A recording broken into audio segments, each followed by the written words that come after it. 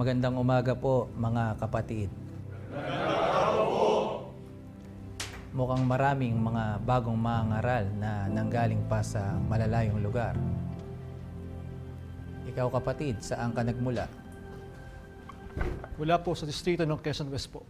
Mula po sa distrito ng Santa Rosa City, Laguna. India ప్రాంతం నుంచి అలాగే నా డిస్ట్రిక్ట్ బహరీన్ From the Ecologically District of Great Lakes, from the locale of Cincinnati.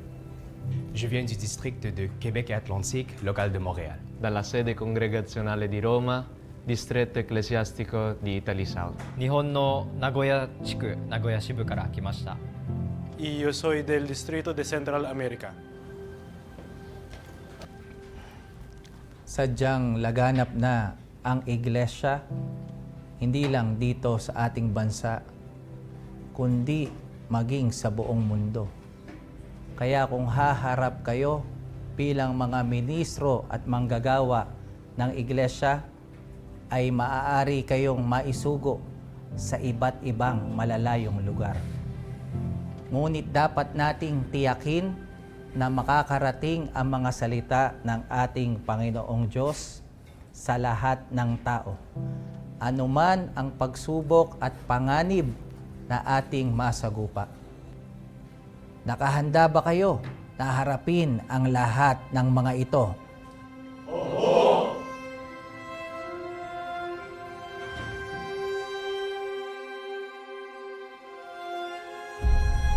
Kanino ko ba sasama? Sa akin o kay Kahiner? Kabinicio, sa Sapang Bato po ba kayo didiretso ngayon? Oo, Onyok. Kayo po, Kahiner. Sa Ibayo, sa kabilang ilog. Bakit mo tinatanong? Kahit saan po pala ako sumama, parehong malayo. Akala ko ba kaya ka sumama? Gusto mong makatulong sa gawain? Kabinicio, di ko po alam na ang layo po pala ng gagawin ninyong paglalakbay. Ilang kilometro pa lang ang nilalakad natin. Tila sumusuko ka na. Nakakapagod po kasi. Kayo po, di po ba kayo napapagod? Araw-araw nyo po itong ginagawa. Kapag dumaing kami ng pagod, hindi namin matutupad ang aming pangako at misyon na mula sa Panginoon Diyos.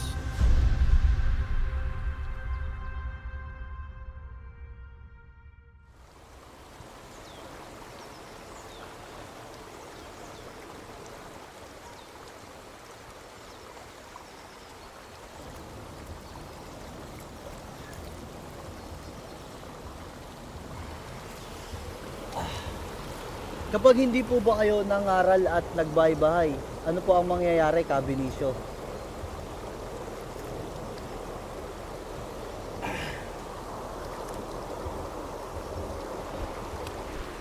Pagka ganon, hindi matutupad ang layunin ng ating Panginoon Diyos na maiparating sa mga tao ang kanyang katotohanan.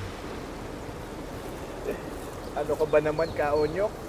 Kanina ka pa tanong ng tanong sa amin tungkol sa mga ginagawa naming mga ministro. Nang madinig ko po kasi ang pangangaral nyo, gusto ko po lagi makinig gabi-gabi. Hindi ko naman po akalain na sobrang layo po pala ng nilalakbay nyo. Hindi ba ikaw ang nagboluntaryo na samahan kami? Bakit parang ikaw ang may pinakamaraming reklamo at tanong? Pero mas mabuti pa siguro kung simulan natin maglakad. Kapwa malayo ang ating mga pupuntahan. Teka po, Kabinicio, Kahiner. Pwede po ba muna tayo magpahinga? Sobrang sakit na po kasi ng mga binti ko. Huwag ka na kaya sumama. Po,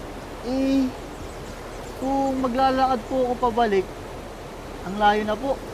Sama na lang po ako. Dapat mong maunawaan ka, Onyok, na ang gawain ng isang ministry walang umpay. Walang oras na dapat na nasayang. Sarap po siguro ng tinolang manok, no? Ako man din ay gutom na.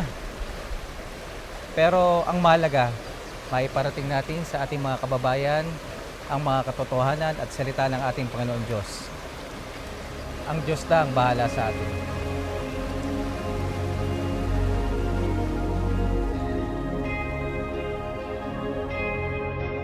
Paano, Kabinicio? Dito na lang tayo magkita-kita mamayang gabi. Kung sakaling mauna kayo, pakihintay na lamang ako. Ay, Kabinicio. Bayabas po. Bubot pa po yan. Pampatawid lang po muna natin ng gutom. Salamat, Onyok. Mag-ingat kayo. Sige po. po. Ingat Yan din po, po, Ka Benicio.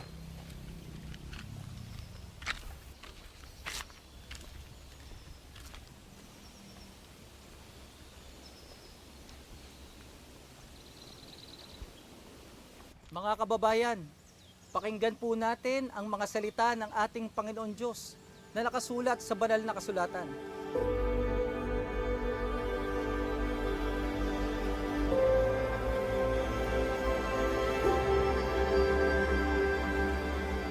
Iwan na po natin ang hidwang pananampalataya. Sundin po natin ang mga aral at utos ng Diyos na nakasulat sa Biblia. Pumaloob po tayo sa makipot na pintuan. Pumasok po tayo sa tunay na kawan. O, Iglesia ni Kristo. Dito po natin gagawin ang tunay na pagsamba na karapat dapat sa ating Panginoon Diyos upang makapasok po tayo sa kaharian niya sa langit.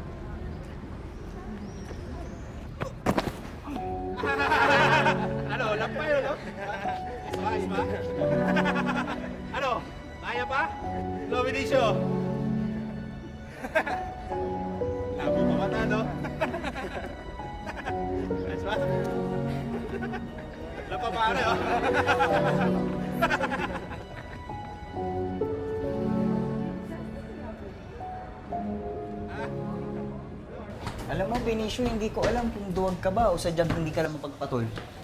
Bakit ko naman papatulan si Doro? Eh, ba't mo papayag na ginaganon ka ni Doro? Norio, hindi porket na hindi ako lumaban, duwag na ako. Kung hindi ka magpapakita ng katapangan, ay lalo ka lang aabusuhin. Di ba nga, para nga sa akin, ang katapangan, karunungan. Ayun na naman tayo sa matatalanghaga mong pananalita. Eh di ba nga, kaya ako nag-aaral ng pagkaguro? Kasi gusto kong turuan ang mga kabataan na maging matapang. Karunungan, yon ang magbibigay sa kanila ng tapang para harapin ang buhay.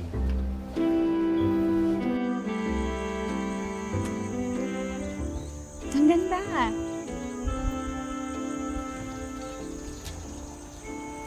Talaga, nagustuhan mo? Oo naman. Bagay na bagay ito sa akin. Alam mo, palagi ko tong iingatan at palagi kong isusuot. Maraming salamat, Benicio. Oo naman, basta para sa'yo. O bakit parang nalungkot ka? Si Tatang, sinermo na naman ulit ako. Dahil na naman sa akin. Magtapos daw muna ako ng pag-aaral. Eh di ba Elena, nangako ako sa'yo na magpapaalam muna ako sa tatang mo bago ako sa'yo manligaw. At magtatapos muna tayo ng pag-aaral bago tayo magpakasal. Pinipilit pa rin akong ireto doon sa kasamahan niyang pulis, yung binata. Dahil hindi daw kita kayang ipagtanggol. At yung pulis na yon, yun ang matapang. Hindi naman sa ganun, Benicio. Alam mo Elena, huwag kang magagalit pero palagi ko nang naririnig sa tatang mo yan. Ayaw talaga sa akin ng tatang mo. Nga pala, si Inang nagkwento sa akin na nakita daw sila ng nanay mo. Ang saya-saya daw na nagkukwento at ipinagmamalaki ka. Magkakaroon na daw siya ng anak na isang maestro. Oo, kasi si nanay, malit pa lang ako. Alam na niya talaga yung pangarap ko. Alam mo, kahit si Inang natutuwa sa'yo. Alam mo kung bakit? Bakit? Kasi magkakamanugang na daw siya ng isang maestro. Talaga? Sinabi niya yon? Oo, na kwento ko sa inang mo yung pangarap ko para sa mga kabataan. Kaya nga ako nagsusumikap makapag-aral ng pagkaguro. na mas inuuna mo pa ang kapakanan ng iba kaysa sa sarili mo. O di ba, Elena, yun naman ang tungkulin talaga ng isang guro. Alam mo, hindi lang siya tungkulin ng isang guro. Ganun ka eh. Ikaw mismo yun. Ganun ang ugali mo. At yun din naman ang nagustuhan ko sa'yo. Kala ko pa naman yung pakisigan ko yung nagustuhan mo sa akin. Hambog.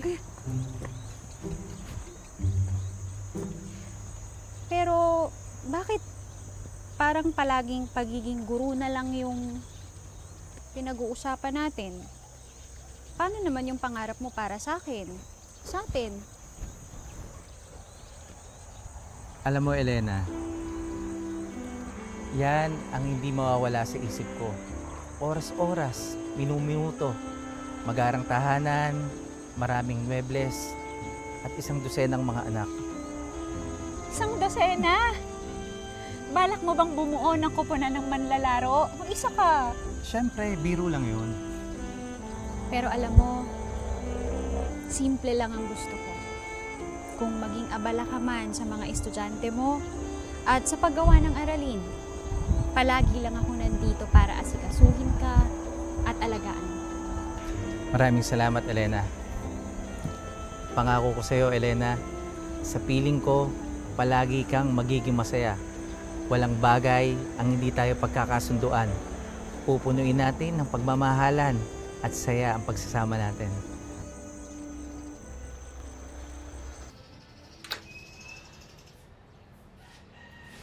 O Nay, ngayon pala kayo pupunta sa palengke? Ay, nagluto pa kasi ako ng pagkain ninyong magkakapatid. Tanghali na nga. Niintay na ako ng mga suki ko. Ayan nyo, Nay, ako na bahala mag-isikaso sa mga kapatid ko bago ako pumunta ng eskwela. Nag-iwan pala ako ng baon mo dun sa kahon. Pasensya ka na anak ha. Maliit lang kasing kinito ko sa palengke kahapon. Ayos na ayos po yun, Nay. Kahit nga po wala eh. Kayo nga po yung napapagod para sa amin eh. Hanggat kaya ko anak. Kung buhay lang sana si tatay. Ano man ang mangyari, itataguyod ko ang pag-aaral ninyong magkakapatid. Hayaan niyo po, Nay. Susunod na taon, makakapagtapos na po ako. Magkakaroon na po kayo ng anak na maestro. At ako naman po magpapaaral sa mga kapatid ko. Tinatanggap mo ba na ang tunay na iglesia ay nakasaad sa Biblia? Oo, tinatanggap ko. Saang talata ng Biblia mababasa ang pangalan ng relihiyong ipinangangaral mo? Ay, galing pa sa ibayong dagat ang aming relihiyon. Sa Amerika.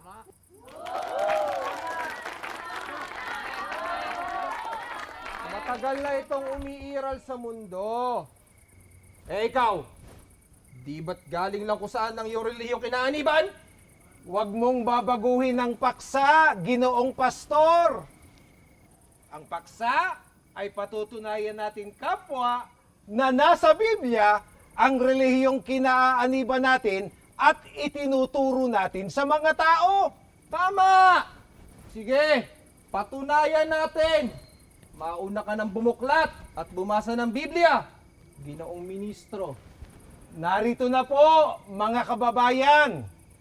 Babasahin ko na po na ang tunay na relihiyong nakasaad sa Biblia. Sige, basahin mo!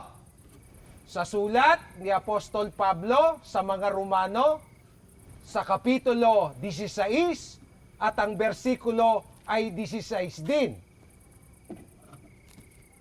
Mangagbati ang kayo ng banal na halik, binabati kayo ng lahat ng mga Iglesia ni Cristo.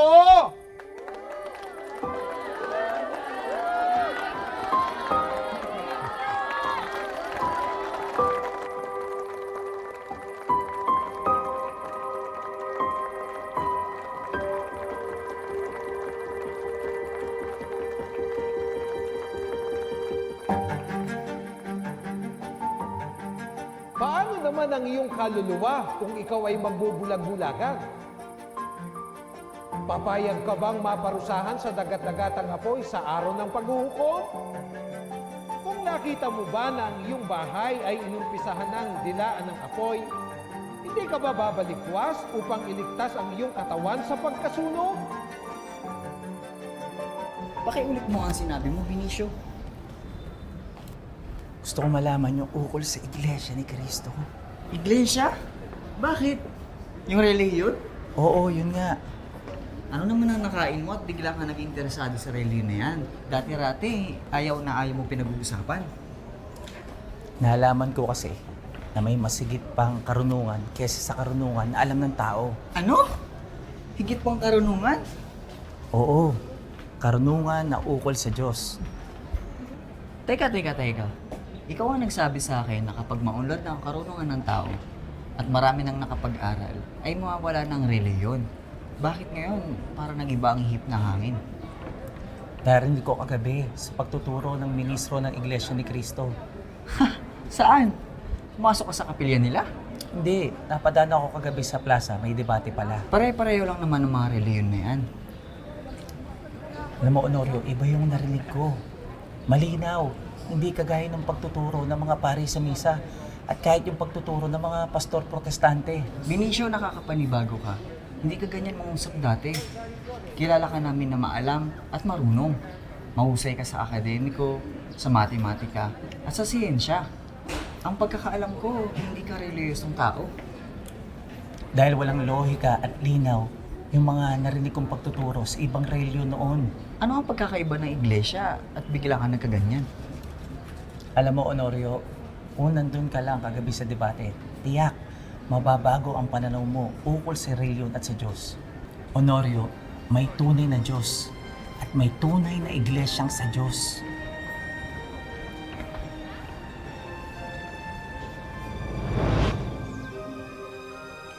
Mga kababayan, pakinggan po natin ang mga salita ng ating Panginoong Diyos.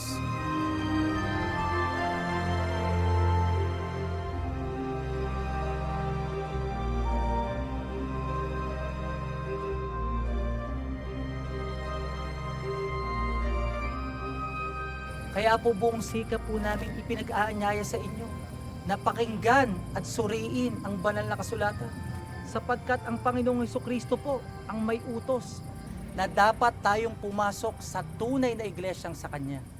Ano ba yung ipinangangaral mo, iho?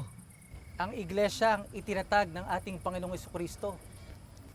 Ang iglesia ni Kristo. Bukas ba? Mangangaral ka uli? Meron po ulit tayo bukas at araw-araw ko pong ipaglilingkod sa inyo ang ebanghelyo ng kaligtasan. Ano ba naman ang mapapala namin dyan? Ang kapayapaan po mula sa ating Panginoon Diyos. Ang kaligtasan po ng ating mga kaluluwa. Nagdadasal din naman po kami, nagnonobena. Tuturuan po tayo ng banal na kasulatan, ng wastong panalangin, na karapat-dapat at katanggap-tanggap sa ating Panginoon Diyos. Magmiministro ka? Oo, Honorio. Maraming tao ang kailangan makaunawa at makarinig ng tunay na ebanghelyo. Pambihira ka. Yan nga lang pag-ani mo sa iglesia, hindi na namin maintindihan. Tapos ngayon, magmiministro ka pa? Udyok ng pananampalataya, Honorio. Paano ang pag-aaral mo sa pagkamaestro? Buo na ang pasya ko. Mas prioridad ko to. Oo, nandun na ako sa gusto mong mag-iglesia. Pero yung magmiministro pa, ewan ko. Pambihira ka.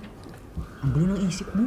Hindi magulo isip ko. Ang totoo, mas malinaw nga sa akin na dapat makarating sa mga tao ang tunay na ebanghelyo. Hindi ka ba nanghinayang? Ikaw na ang may sabi na kailangan ng mga bata na magtuturo ng kakarunungan. Pero buhay na walang hanggan ang pinag-uusapan dito, Honorio. Oo, tama. Mahalaga ang mga karunungan na nakasulat sa mga aklat na to. Pero higit sa lahat ang Biblia. Ang sabi nga, malawak ang aanihin, ngunit kokonti ang mag-aani. Higit na kailangan ng tao ang karunungan na ukol sa Diyos.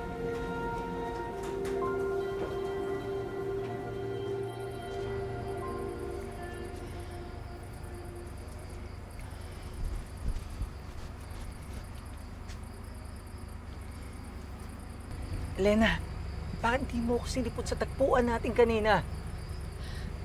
Benicio kasi... Elena, Iniiwasan mo ba ako?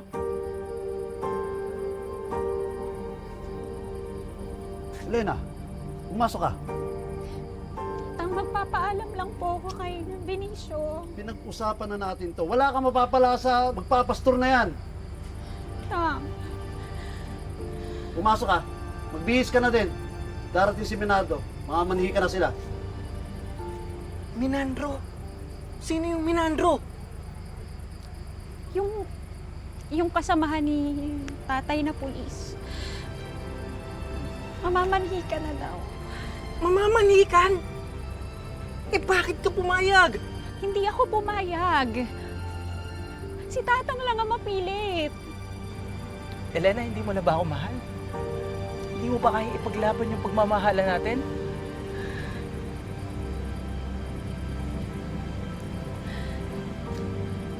Benicio, mahal kita. Benicio, mahal kita. Kaya lang, hindi rin ako pumapayag na mag-iiglesia ka. At lalong hindi ako pumapayag na magmiministro ka pa.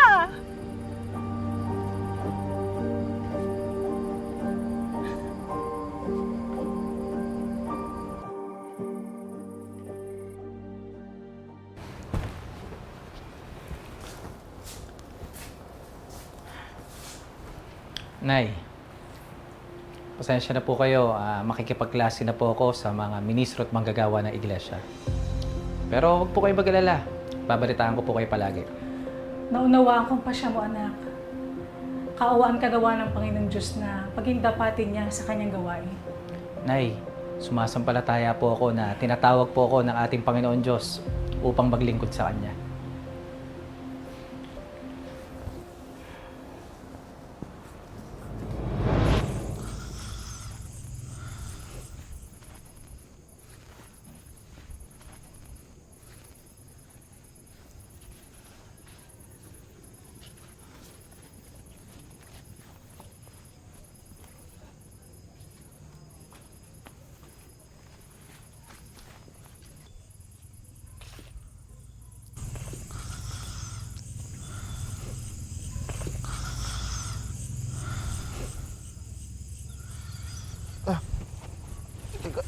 Benicio.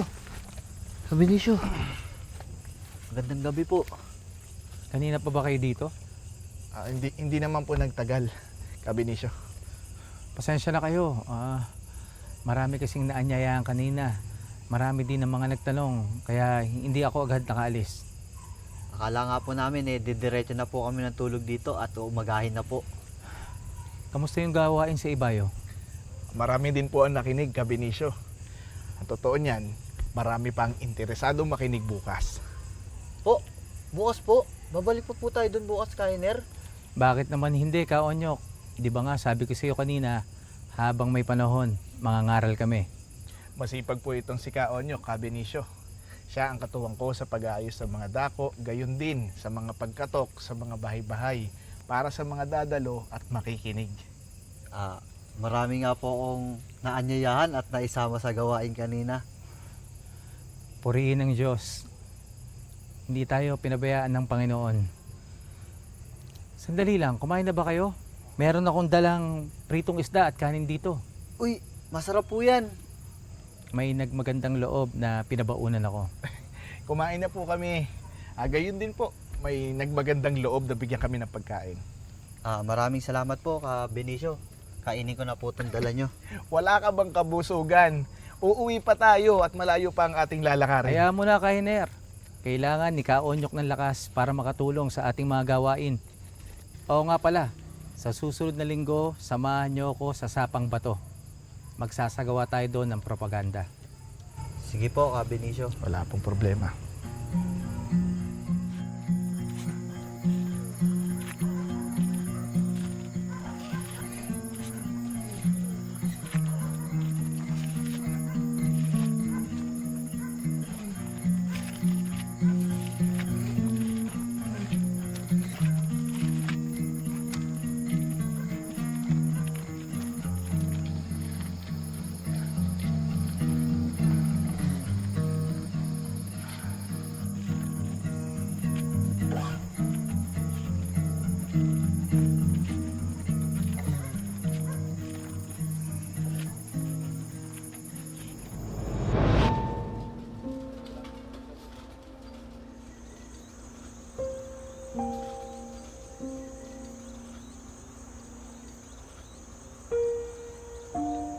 Elena, sana maunawaan mo na para sa atin din ang desisyon kong ito. Isa lang naman ang gusto kong mangyari. Yung magkasama tayo sa pangako ng Diyos doon sa Bayang Banal.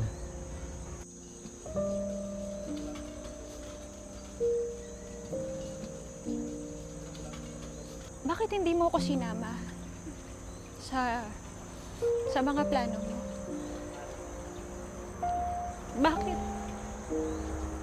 Bakit winalang bahala mo yung pagmamahala natin? Alam mo, Elena, palagi kang kasama sa mga plano ko. Ikaw yung una kong naiisip nang malaman ko ang totohanan na to. At nang tanggapin ko ang dakilang biyaya na ito mula sa Diyos.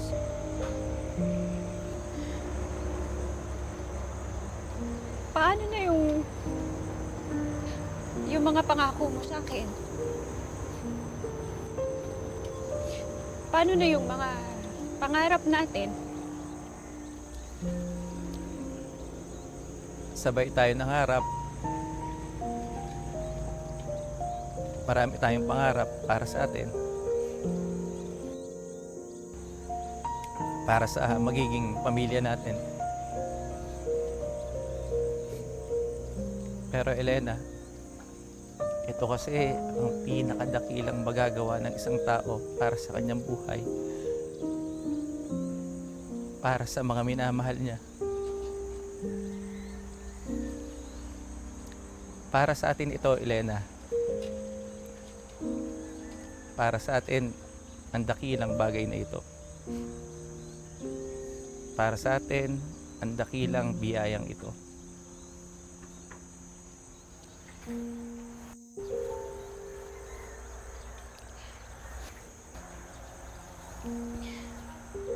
Naiintindihan kita. Mahal kita.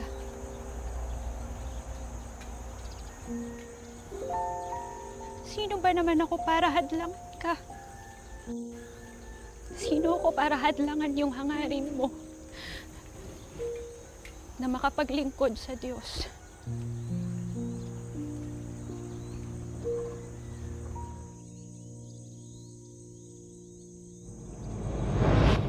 Ipaglilingkod po namin sa inyo ang ukol po sa kalooban ng ating Panginoon Diyos upang maunawaan po natin kung ano ang gusto niyang ipagawa sa tao sa araw ng paghukom.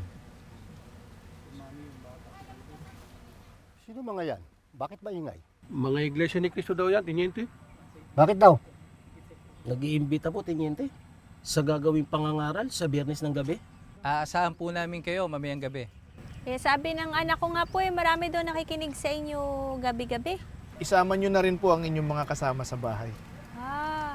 Yung mga tanong daw po, sinasagot nyo gamit ang Biblia? Tama po. Ipaglilingkod po namin sa inyo lahat po ng gusto nyong malaman ukol sa Diyos. Kung sa Diyos yun, ba't naman ako tatanggi, di po ba? Paano ho? Susunduin na lang po namin kayo. Walang galing sa inyo mga Ginoo. Ako si Teniente Macario Bustamante. Magandang araw po sa inyo. Ibig ko lamang malaman, sino ang nagbigay sa inyo ng pahintulot na mangaral dito sa Sapang Bato? Pasensya na po kayo kung nakakaabala po kami. Mga ministro po kami ng Iglesia ni Cristo. Ipinahahayag po namin ang mabuting balita mula sa Panginoong Diyos. Alam po, kaya nga may dala kayong Biblia, hindi ba? Galing po kami sa bayan. Dito po kami idinistino sa lugar nyo ng ministrong nangangasiwa sa amin. Uulitin ko lamang ang tanong ko sa inyo kanina.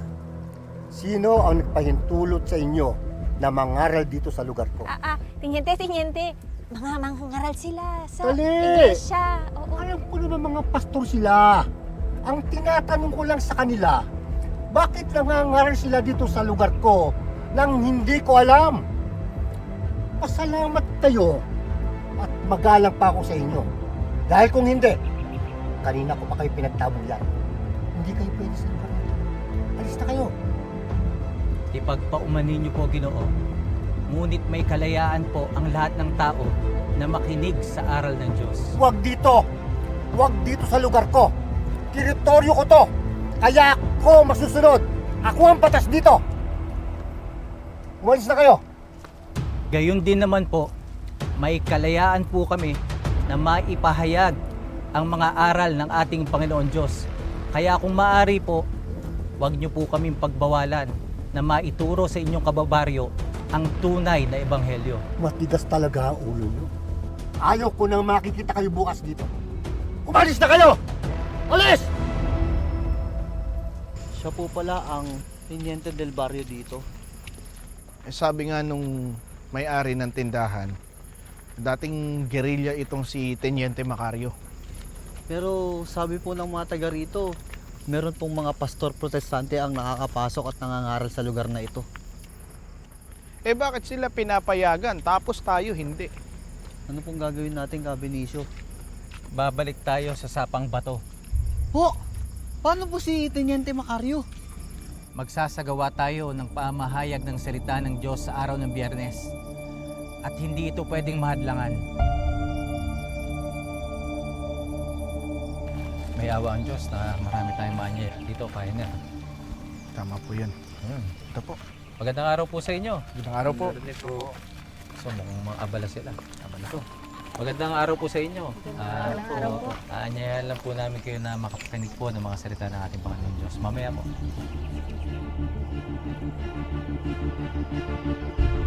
Teniente, ito na po yung paborito mong tabako. Sige. Balutin na natin yan, Teniente. Teniente! Nandiyan na naman po mga iglesia ni Cristo. Talagang matitigas ang ulo ng mga iglesia ni Cristo niyan. Ang dapat sa kanila, dalain at bigyan ng leksyon. Ba't magalit na galit ka sa mga iglesia ni Cristo, Teniente? Kasi nga, may mga pastor protestante na nangangaral na dito. Huwag na silang mangimasok sa lugar ni Teniente. Hindi. Hindi yun ang dahilan. Mukhang may malalim na dahilan na, Teniente. May niligawan akong dalaga noon. Pero binigo niya ako. Hindi ro kami po pwede magsama. Dahil hindi ako iglesia ni Cristo. Hindi nga po papatol sa inyo yung Teniente. Bawal po sa kanilang mag-asawa nang hindi nila kanib. Pinahiya ko na dalagang yun! Kaya itinaga ko sa bato. Kaaway ko na ang lahat ng mga iglesia ni Cristo. At walang isama sa kanila na makapapasok sa lupang ito hanggat ako at Teniente del Barrio!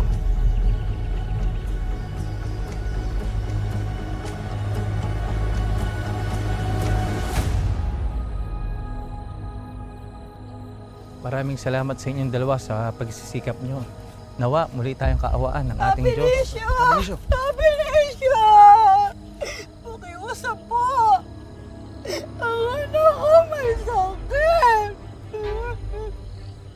Mataas po ang kanyang lagnat! Maaari niyo po ba siyang ipanalangin? Saan po ba ang bahay nyo?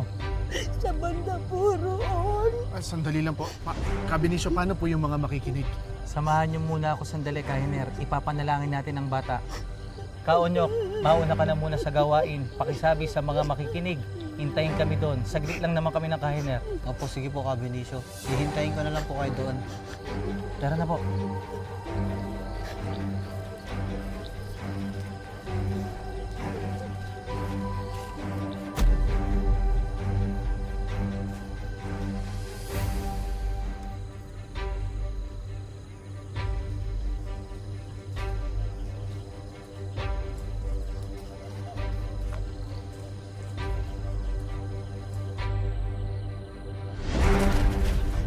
Sino po kayo? Huwag niyo po ako sasaktan, mama po kayo sa akin! Bakit ikaw lang? Nasaan ang kasama mo? Huwag niyo po ako sasaktan! Hindi ko po sila kasama! Wala po sila! Huwag niyo po ako sasaktan, mama po kayo sa akin! Wala pala yung kasama ng ministro. Pambihira. Patay tayo kay Teniente nito. Anong gagawin natin sa isang to? Ang sabi ni Teniente, takutin at saktan natin ang mga ito. Bahala na. Basta sundin natin si Teniente.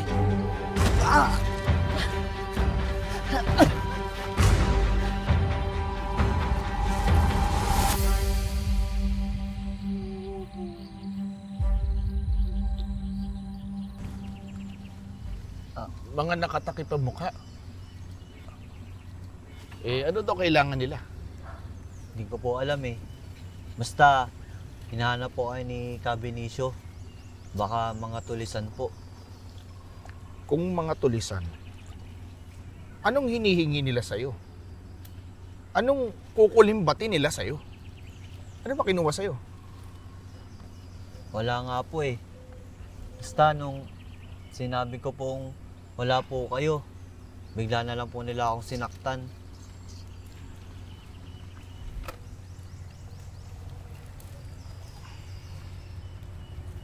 Hindi nila tayo mapipigilan. Lalo na sa gagawin nating pamahayag sa Biyernes ng gabi.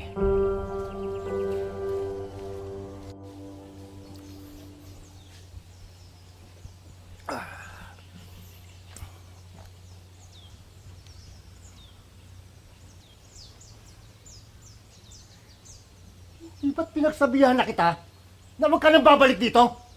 Isa lang po ang hiling ko sa inyo, Tenyente. Payagan nyo kami na maisagawa ang ginagawa naming pangangaral. Ano? Sa pulong propaganda na ipinag-aanyaya namin na daluhan ng inyong mga kabaryo. Talaga pala matigas ang ulo mo, no? Talaga bang hinahabol mo ako?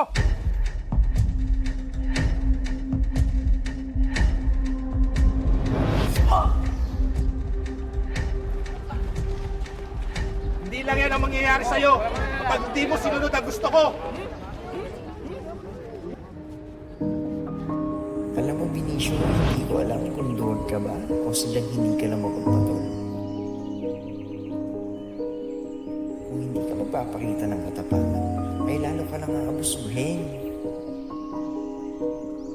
Cabenicio, halina't mananghalian na po tayo.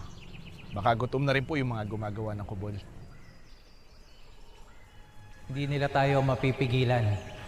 Lalo na sa gagawin nating pamahayag ng mga salita ng Diyos sa Biyernes ng gabi.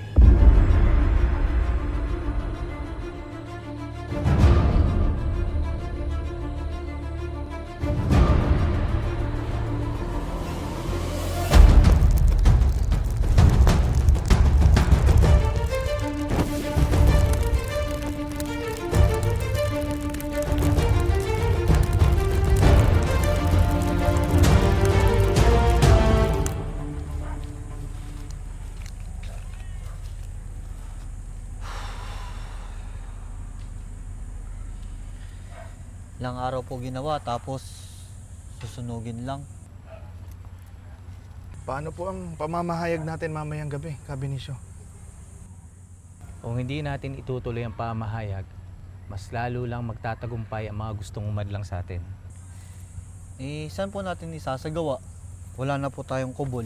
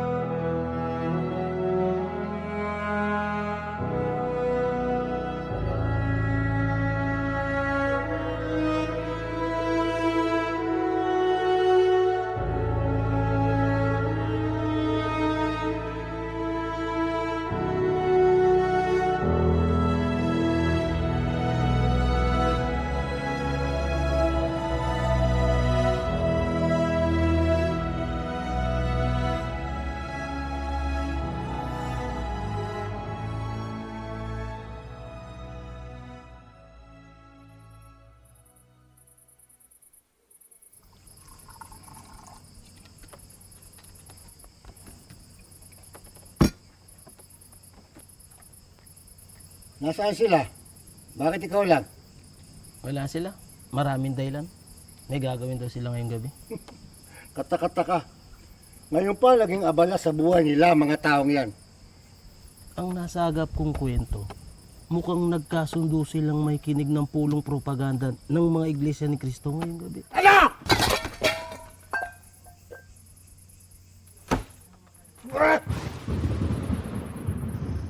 Tila uulan.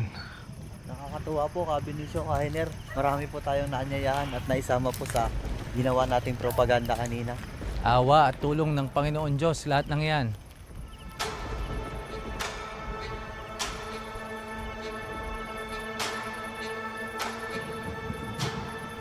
Dinicio!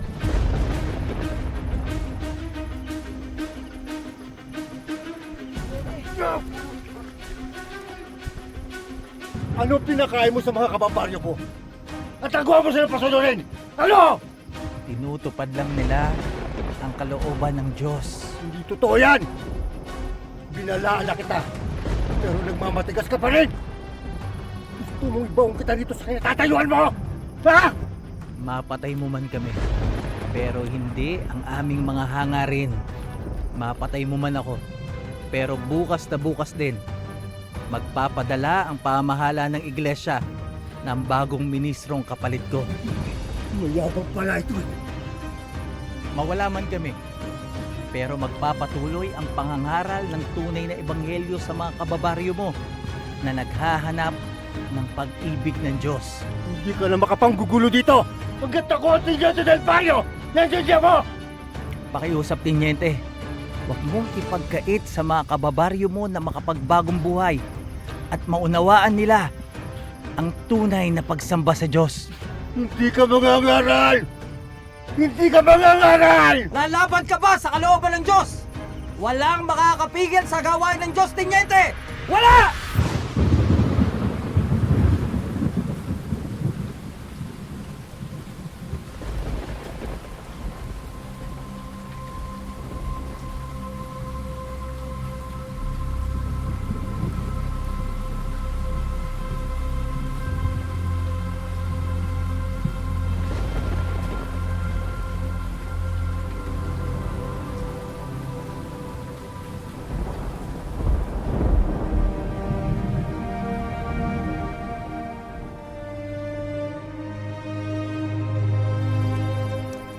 Hindi dapat mamatay ang ningas ng pananampalataya sa puso ng isang ministro. Ang hirap po pala talaga maging ministro, no? Akala ko po ang pagmiministro ay magtuturo ka lamang po ng mga salita ng Diyos. Ayaw mo na bang magministro? Kasama po ba talaga yung masasaktan ka? Pagbabantaan po yung buhay mo. Tapos pag minalas-malas po, kikitilin pa yung buhay mo.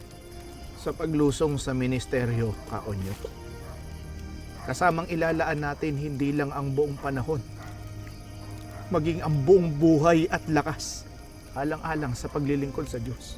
Akala ko po kasi talaga kanina, katapusan na po natin. Alam mo, Onyok, magsisinungaling ako sa iyo kung sasabihin ko na hindi ako natakot. Hindi ako nangamba kay Tiniente Macario kanina. Tao lang tayo. Natatakot, nasasaktan, nangangamba. May pamilyang iniisip at isinasaalang-alang. Kabinicio, kabadong-kabado po kasi talaga ako kanina. Pero tama si Kahiner. Hindi lang oras, hindi lang pagod, hindi lang panahon ang puhunan ng isang ministro. Maging ang buhay nito. Lalong-lalo na kung kinakailangan nating ipagtanggol ang gawain ng Diyos. Naroon ang pangamba, ngunit ang Diyos ang magbibigay ng lakas at ng tapang upang harapin ng may kagitingan ang anumang hadlang. Nasaksihan mo naman ang pagkilos ng Diyos kanina. Kaya hindi dapat natin itigil ang misyon ng Diyos na ipangaral ang tunay na ebanghelyo. Ibig niyo pong sabihin, Kabinicio, babalik pa po tayo doon bukas? Tama, Onyok, babalik tayo. Dahil kung ang misyon natin ay ang layunin ng Diyos, ano ang ikatatakot natin? Paano po kung saktan po nila ulit tayo? Paano po Kung hindi naging magiting ang kapatid na Felix Manalo at kung naduwag at hindi naging matapang ang mga naunang ministro sa atin, hindi natin makikilala ang Iglesia ni Cristo at ang tunay na pagsamba sa ating Diyos.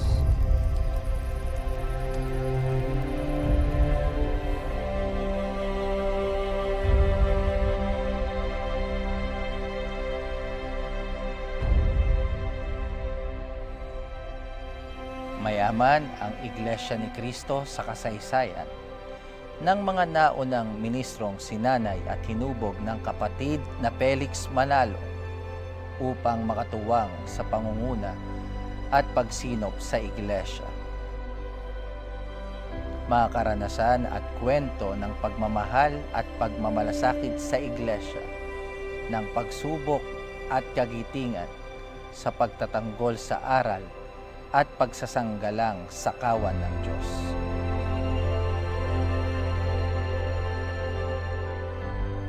Rainer, gaano po ba katagal bago po ako maging ministro?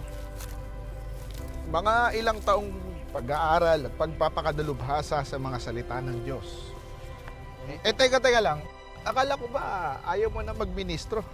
Ganun po palang pakiramdam na higit po sa ating mga sarili ay inuuna po natin ang kapakanan ng ating kapwa bago po ang ating sarili at ang kalooban po ng ating Panginoong Diyos. Kasi nga, lalong nahahayag ang kadakilaan ng Diyos sa gitna ng mga pagsubok at tiisin. Ngayon po, naunawa ko na po ng gusto. Hayaan nyo po, lalo po ako magpupursige para po makasama sa inyo. Sa mga karanasang tulad nito, bumangon ang marami pang kawal ng Diyos, mga ministro at manggagawa na ang buong panahon at lakas ay inilaan at ginugol na sa paglilingkod sa Diyos.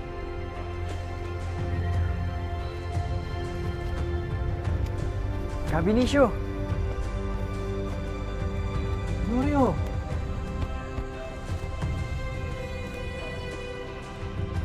Masayang damdamin ko, Honorio. Magkasama na tayo sa tunay na iglesia.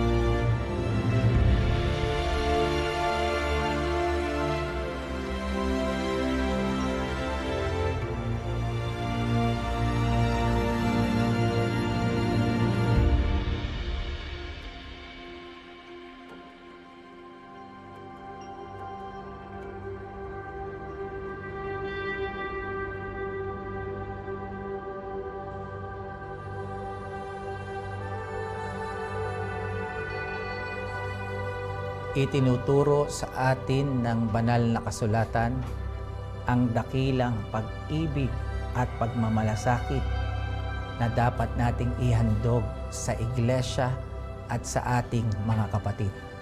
Hindi lamang ang ating panahon, kundi maging ang ating buhay kung ito'y kinakailangan.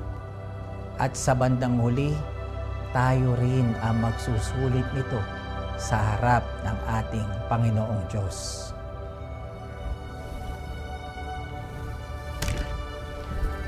Ano nga po pala ang nangyari kay Macario, Kaben?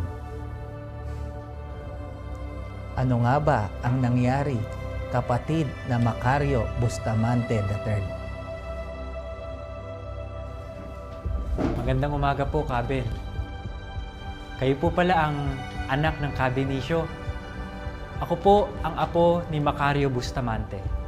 Lagi nga pong ikinikwento ng Lolo Cario ang inyong tatay, ang Kabenicio na nag-akay at nagdoktrina po sa lolo. Ikinagagalak ko pong makilala ang apo ng kapatid na Macario. Salamat po. At kung hindi nga daw po dahil sa kagitingan ng inyong tatay, ang Cabenisio, ay hindi niya po makikilala ang Iglesia ni Cristo.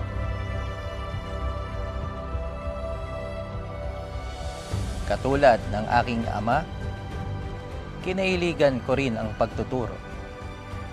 Marahil ito ang dahilan kaya ako dinala ng Diyos sa gampaning ito. Dito sa paaralan ng mga nagmiministro, kung saan nandito ang higit na dakilang karunungan, dakilang gampanin, at dakilang karapatan. Kaya kayong mga kabinataang may dakilang puso at hangarin, hihintayin kayo ng Panginoon sa paaralang ito at dito tayo magkikita-kita.